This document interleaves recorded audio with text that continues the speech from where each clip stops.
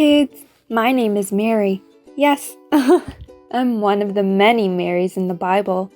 Some call me Mary Magdalene and others call me Mary of Bethany because I lived for a while in Magdala and then returned to my brother's home in Bethany. Some just call me the sister of Martha and Lazarus. I don't care what they call me. What matters is that Jesus knows my name. Do you want to hear my story? Yes, come, walk with me to the market and I'll tell you. I have to get some things for Martha. Let's see. Where do I begin? Well, my life was very difficult because everyone judged me and saw me as a sinner. I went far away from Bethany because I did some bad things. Now that I think about it, that all started with my Uncle Simon, what he did. I felt dirty. I couldn't forgive myself, and I fought against my feelings of guilt and against those voices that constantly tormented me. But one day, Jesus came into my life. He saw me in that sad condition, recognized me, and freed me from 7 evil spirits that controlled me. He made me feel that I had value in the eyes of God. He gave me a new life. I was able to forgive myself and also to forgive Simon. I returned home, a new woman, leaving my life of sin in the past. Jesus became our best friend. Whenever he could, he came and stayed with Lazarus, Martha, and I in Bethany, where he felt at home. I took advantage of every moment to learn from him, and I could listen to him for hours. Once Martha even complained that I didn't help her in the kitchen because I was listening to what Jesus was teaching. I really thought Jesus was going to scold me, but instead, he taught us both a good lesson. He said that no matter how busy we were or how much we had to do, we should always make time to pray and to listen to him. And then one day, everything changed. Lazarus became seriously ill, and although we sent for Jesus, he did not arrive on time. We waited and waited and waited, but Jesus didn't come. Finally, my brother Lazarus died. We had to bury him. The house felt so empty without him, and we were all so sad and disappointed. Although we did not know why Jesus had not come, he had a reason for delaying his arrival until 4 days after Lazarus' burial. And do you know what Jesus did when he came? He raised Lazarus from the dead. Yes! Jesus called Lazarus' name and he walked out of the tomb. Lazarus came back to life. He arose. Jesus showed that in addition to healing people, he could also raise the dead because he is the Son of God. And do you know what else?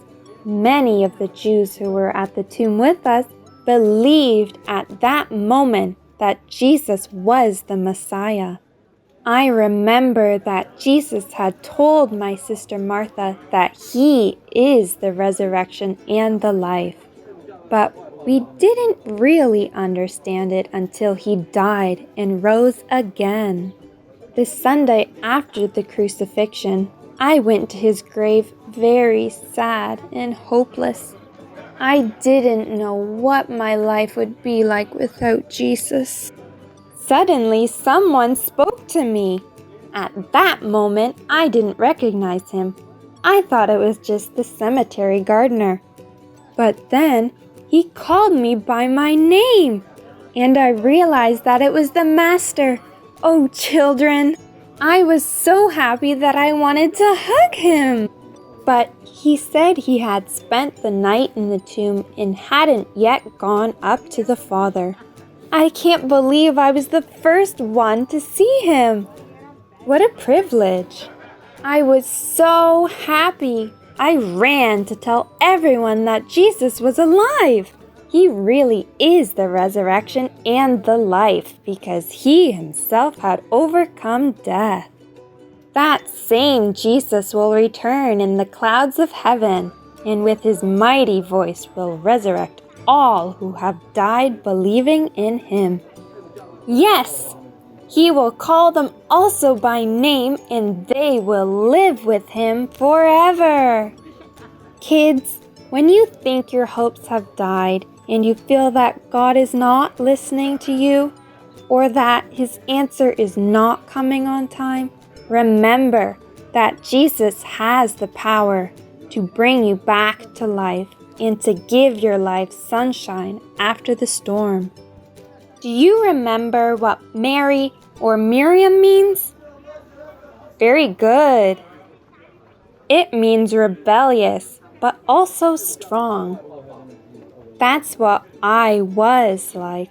I was a weak woman, but God strengthened me and healed me with his forgiveness. God changed me from being a rebellious woman to a free woman in Jesus. That's why I always wanted to be close to him, because I accepted him as my King and Savior. And so, one day, with all my savings, I bought a very expensive perfume and anointed his head and his feet. Now that I think about it, I anointed him in the same place where he would later be wounded by the crown of thorns and where the nails would pierce his feet. In reality, when we are grateful and do things out of love for others without being selfish, we become like the aroma of that perfume that I poured out that rises to the sky and makes God smile. Do you want to be a pleasant perfume for God? Let him change your life, and you will ascend with him into the clouds of heaven to live with God forever. I hope to see you there. Goodbye, children.